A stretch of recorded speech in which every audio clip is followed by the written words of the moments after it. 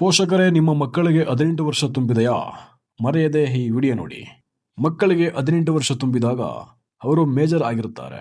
ಇದರೊಂದಿಗೆ ಅವರು ಕಾನೂನುಬದ್ಧವಾಗಿ, ಆರ್ಥಿಕವಾಗಿ ಮತ್ತು ಸ್ವಾತಂತ್ರ್ಯವಾಗಿ ಅನೇಕ ಸೌಲಭ್ಯಗಳು ಮತ್ತು ಸೌಕರ್ಯಗಳಿಗೆ ಅರ್ಹರಾಗಿರುತ್ತಾರೆ. ಅಲ್ಲಿಯವರೆಗೆ ತಮ್ಮ ಪೋಷಕರ ಮೇಲೆ ಅವಲಂಬಿತರಾಗಿದ್ದ ಮಕ್ಕಳು ತಮ್ಮದೇ ಆದ ಕೆಲವು ನಿರ್ಧಾರಗಳನ್ನು ತೆಗೆದುಕೊಳ್ಳಲು ಸಿದ್ಧರಾಗಿರುತ್ತಾರೆ. ಪೋಷಕರು ಇವುಗಳ ಬಗ್ಗೆ ತಿಳಿದಿರಬೇಕು ಮತ್ತು ತಮ್ಮ ಮಕ್ಕಳಿಗೆ ಬೆಂಬಲಿಸಬೇಕು.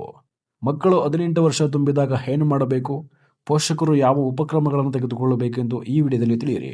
ಮಕ್ಕಳಿಗೆ 18 ವರ್ಷ ತುಂಬಿದ ನಂತರ ಮಕ್ಕಳು ಪ್ಯಾನ್ ಕಾರ್ಡ್ ಪಡೆಯಬೇಕು.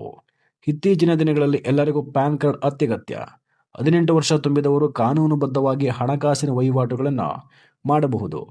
ಇದಕ್ಕಾಗಿ ಪ್ಯಾನ್ ಕಾರ್ಡ್ ಅಗತ್ಯ ಇರುವುದರಿಂದ ಅವರು ಅದನ್ನು ತಕ್ಷಣವೇ ಪಡೆಯಬೇಕು.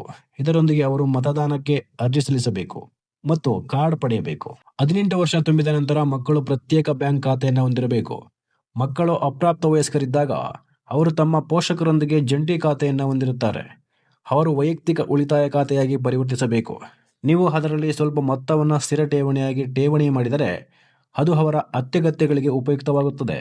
ಮಕ್ಕಳು ಅಪ್ರಾಪ್ತ ವಯಸ್ಕರಿದ್ದಾಗ ಅವರ ಹೆಸರಿನಲ್ಲಿ ಆರೋಗ್ಯ ಮತ್ತು ಜೀವ ವಿಮೆಯನ್ನು ಖರೀದಿಸಲು ಸಾಧ್ಯವಿಲ್ಲ. ಆದ್ದರಿಂದ ಅವರು ವಯಸ್ಕರಾದಾಗ ಅವರ ಹೆಸರಿನಲ್ಲಿ ಆರೋಗ್ಯ ವಿಮೆಯನ್ನು ತೆಗೆದುಕೊಳ್ಳುವುದು ಉತ್ತಮ. ಅವರ ಆರೋಗ್ಯವನ್ನು ಖಚಿತಪಡಿಸುವವರು ನೀವೇ ಆಗಿರುತ್ತೀರಿ.